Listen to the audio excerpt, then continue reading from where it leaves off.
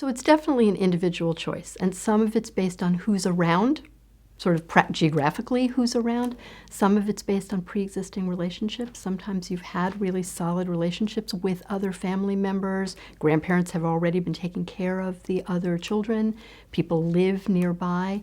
And other times those pre-existing relationships weren't so great. And so sometimes people are hesitant to ask for support. Sometimes people get more support from friends than they do from family, and in other cases, it's the reverse.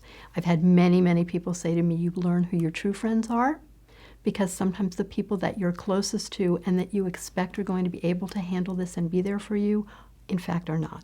For a host of reasons. Either emotionally they're not able to figure this out, it's too close and it's too upsetting to them, and they just can't be there.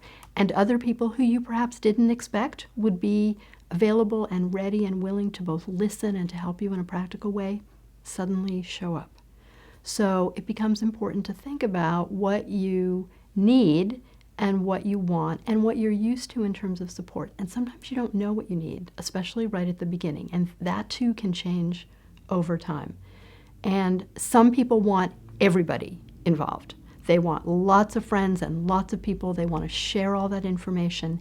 And other people get very isolative and would prefer just to keep this within the family or within the family and just a few people. So it really becomes an individual choice, and it changes over time, sometimes depending upon the practical realities of what you need. Somebody to drive your other child back from, the baseball game, or somebody to do some grocery shopping because both parents need to be at the hospital during a crisis.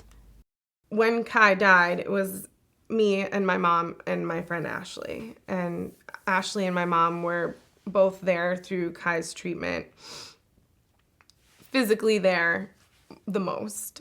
So they saw the ins and outs of everything the most. So it was really great that they were both able to be there at the end. For me, for support in general, I guess I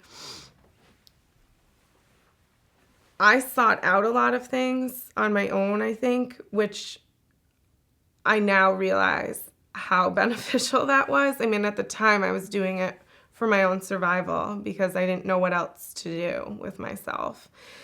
So I went to Sherry's house and I went to Camp Sunshine, and we were involved with Perkins School for the Blind and doing groups there. And, we built a community of people from the Jimmy Fund and from UMass locally. And having those resources throughout the process was huge. I mean, it was my whole life. It was our friends, our family, our vacations. It was everything at that time.